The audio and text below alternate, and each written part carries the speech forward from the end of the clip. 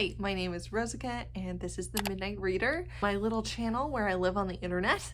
Today I have extra time, so we are going to be filming some tags. And there's one that's going around that's called the I'm So Annoyed Booktube Tag. I'm not usually an outraged channel. I'm pretty chill, I think, but it is sometimes fun to collectively talk about the things that annoy us as a community. No one actually tagged me in this. It's a fairly new tag. I will link the channel below of the awesome person who created this because I can't remember off the top of my head. So like I said, no one tagged me in this, but Well-Traveled Books and Novel Idea did this tag and I thought it was really fun. I like their videos and I'm going to consider myself tagged, which is an equally valid experience. Question 1. Do publishers ever do things that you find annoying? Of course they do. My biggest pet peeve is actually not like a shelf issue. It's the fact that, at least in the US, I think, they never release hardbacks and paperbacks at the same time. And I find that so irritating. Sometimes I just want the paperback. Like maybe I have the rest of a series in the paperback and I want a paperback to go with it.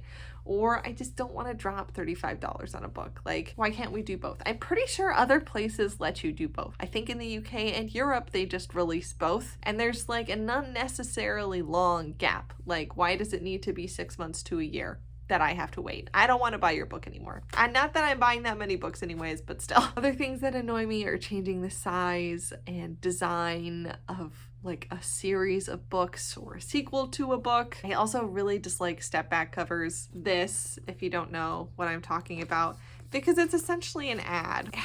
I feel like step back covers could be cool. Like you could use this as an additional design element, but we actually use them to advertise a book's sellability or how well it's done on like a bestseller list. And that irks me because I like good book design and I feel like this ain't it. Also, things that annoy me, unless it's like a nice cloth bound edition or something like that, not describing the book on the back of the book. Like if you just give me reviewer blurbs and I have to like dig around to try to find an actual description of what the book's about, that irks me. Number 2, have you ever been annoyed by a spoiler? Even as simple as someone telling you this book has a great twist. Not usually. I feel like most book people, and also especially BookTube, really try hard to kind of like live that spoiler-free life or to really advertise if we're going to spoil something. I feel like bookish people are kind of way more cognizant of spoiling a book.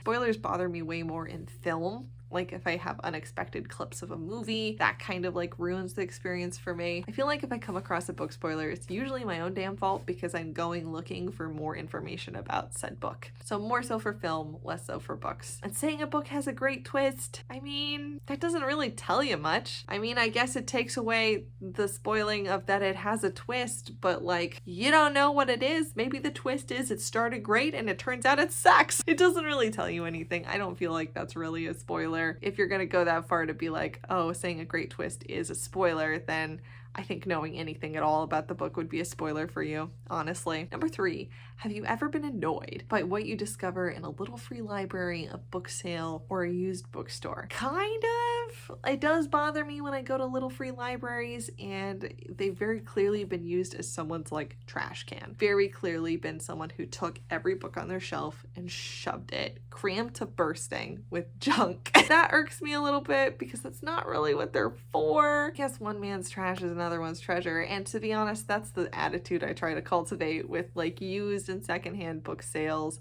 and little free libraries, is that it's a treasure hunt. The joy of finding a piece of treasure is going through all the trash. I personally try to be a little bit of a little free library fairy where I try to bring books that I think would be really fun for somebody to find in a little free library. Less so with book sales, like that's an appropriate place I feel like to clean your closet. Honestly, at like secondhand stores and library sales, I try to play a little bit of like a bingo game, which is like how many minutes can you go without hitting like a certain author. Sometimes it's not even minutes, it's how many book titles can you read before you get like one of the top selling ubiquitous authors.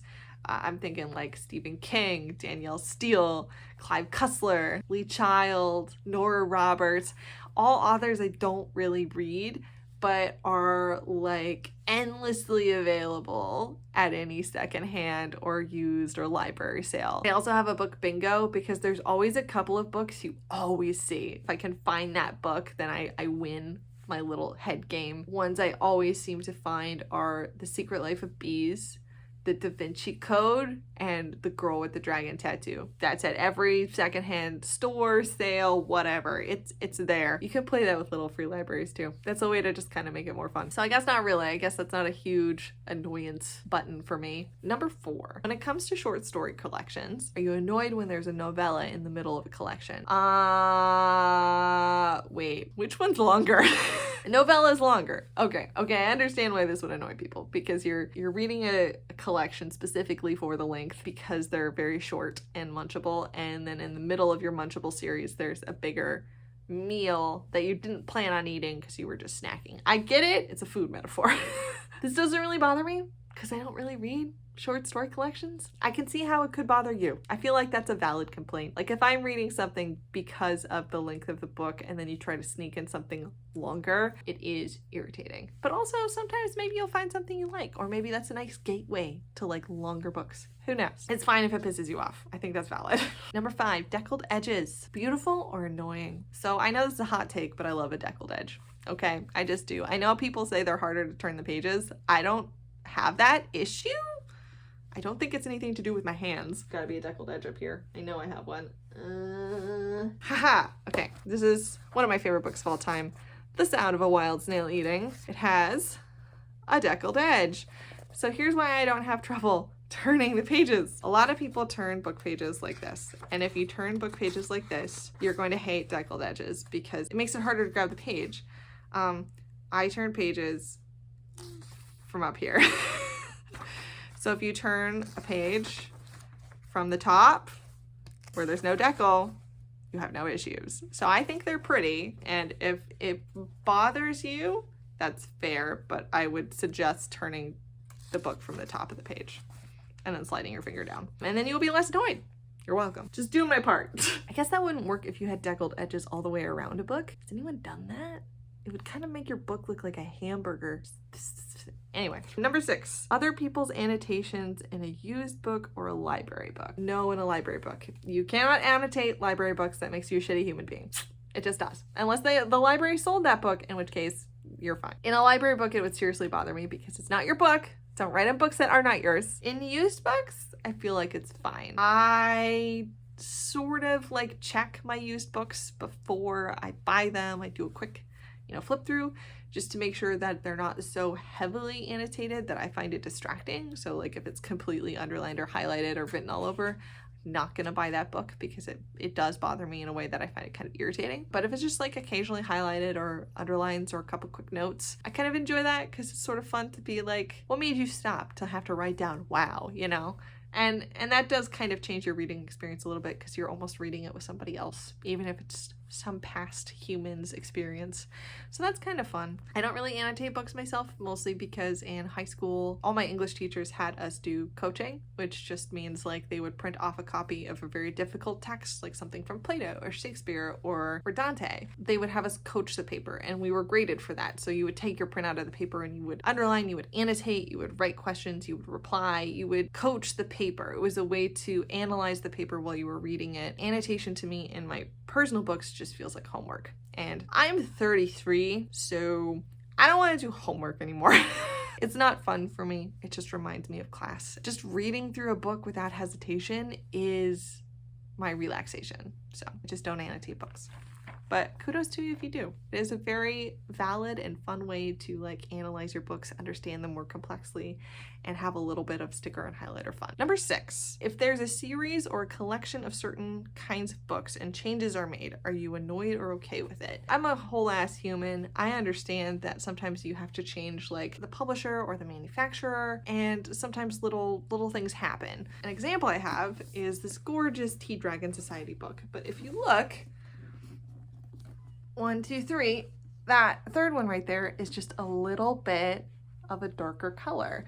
Now, this doesn't really bother me, and I'll tell you why. Because even though they changed the color just a little bit, which I don't know why, maybe they had a manufacturing change, they made a huge effort to make sure everything else is lined up. Like they made sure the publisher is lined up, they made sure the little flower, title, all the fonts the same, and their author is all in the same place.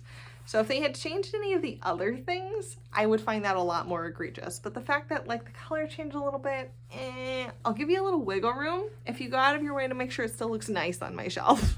There are a couple of series I have seen, I don't have any examples because I just don't have a lot of books or series on my shelf, where like they'll flip the number, or like all of a sudden the title's going the other direction, or really moves a lot on the spine. Why would you do that to me? Small changes, possibly bearable if you've made a good effort to try to get it to fit in. Like, I'm a whole ass human, I understand these things happen, but don't like dramatically change the size or the design of the book in the middle of a series or collection. Like, that's just rude. It's just rude. Number 8, do the decisions of characters in a novel ever annoy you? Share the book and what decisions you find annoying. Of course, I'm a reader and I get invested. If you don't believe me, you can ask my husband. I was literally yelling at him about a character the other day. I understand some people will be like, no, not the character, the writer. The writer is being annoying. And I'm like, no, that's not who's pissing me off right now. Like, I understand this is a story in a world I'm living in that someone created with their little pen and 2 hands. However, what's pissing me off right now is this hypothetical person's dumbass decisions. I will tell you, it's usually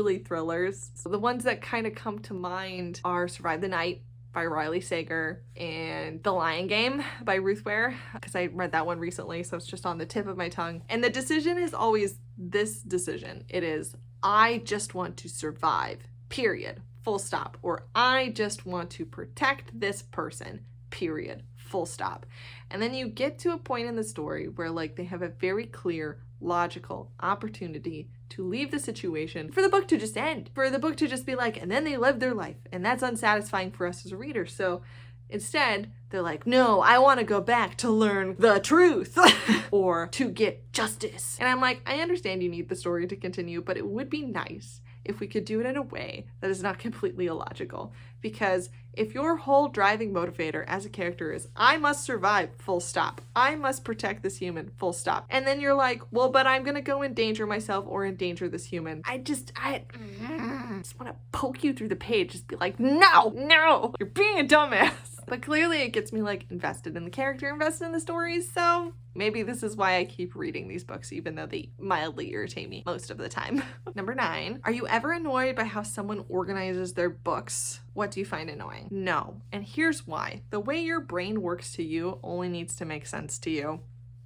That's fine. I don't care how you organize your books, just like I hope you don't care how I organize mine. What I do care about is if you organize my books, then we have a problem.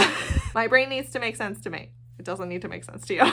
And vice versa. Don't try to reorganize my books and we're Gucci, okay? Number 10, share something bookish that you find annoying. I feel like this is kind of the spill some tea nonsense. I'm just gonna pick my biggest bookish annoyance. I hate dusting shelves. I hate cleaning my bookshelves, hate dusting my books. I hate how it feels like I dusted them yesterday, but really it's been like 3 years. They're growing a layer of grime and I just, it's never fun. I do not enjoy. One of the many reasons I'm a big fan of audiobooks and ebooks. You don't have to dust that shit.